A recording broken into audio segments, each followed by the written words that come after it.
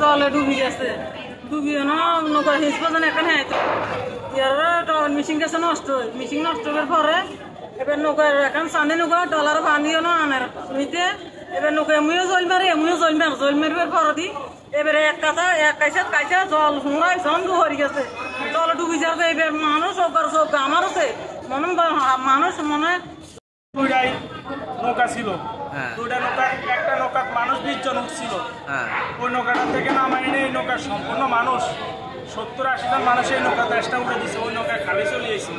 আসার পরে আস্তে আস্তে নৌকা ধরেন মানে এমন করে নৌকা অনেক ছোট ছিল, মানুষের পরিমাণ বেশি ছিল, নৌকা অনেক পুরাতন ছিল। তারপরে আপনার অর্ধেক মাঝখানে আছে নৌকার ইঞ্জিন নষ্ট হয়ে গেছে। আইছিল বোর্ডের মিটিং এখন আমার মাথা চলছে, আমি মাটির তলায় গেছি, ইয়ান তো আমি বাসা দিয়ে মুখ করে উড়ি।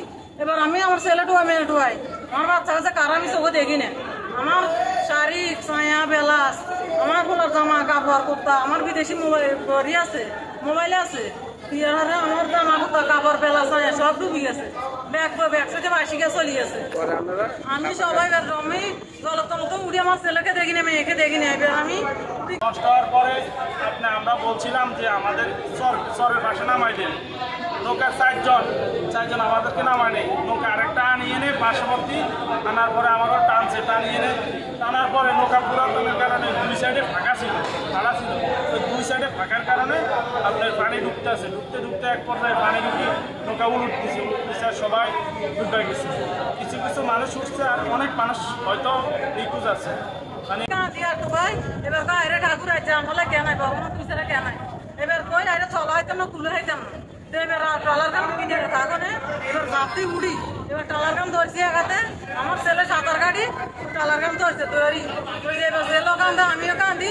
এবার গায়ে আমার জি কই এবার জিরে টুকাইতে আমি কান্না করতে আসি, কান্না করতে ফরত হয়েছে জিরে, এবার আটটানি জিরে টু হেরে আমার জি কই হেরে আর জি কই জিরে হয় এবার টানি লইছে। এবার মা আছে অনেক বাচ্চা, একটা বাচ্চা পায়নি, একটা মা পায়নি, একটা অনেক মুরব্বী, একটা মুরব্বীরা আমি গালের দাঁত ধরে আমি টানে উঠেছি, বয়স মনে 99 বয়স লঞ্চা আছে। যে পরিস্থিতি আর কখনো এরকম দেখিনি। আর যদি লঞ্চের আপনার 12টা বাজানে লঞ্চ হারিয়ে দিছে, আর যদি আপনার আধা ঘন্টা 10 মিনিট যদি লঞ্চটা লেট করতো, কোনো একটা মানুষের ক্ষতি হইত না, সম্পূর্ণ মানুষ নিরাপত্তা চলে যেতে পারে। ওরা 12:30টার আগে 12:13-তে আপনার ছাড়িয়ে দিছে, একদম নদীর সামান্য মাঝখানে চলে গেছে লঞ্চ। মানুষ দেখতেছে আপনার টার্মিনালের উপর প্রচুর মানুষ, তারপরে লঞ্চওয়ালারা লঞ্চ ফিরায় নেই। ওরা লঞ্চ এই জায়গায় লঞ্চওয়ালারা দেখতেছে যে মানুষ কত কষ্ট করতেছে, লঞ্চওয়ালারা যায়নি। লঞ্চওয়ালারা যদি যাইতো তাহলে আজকে এই দশা হইতো না মানুষ।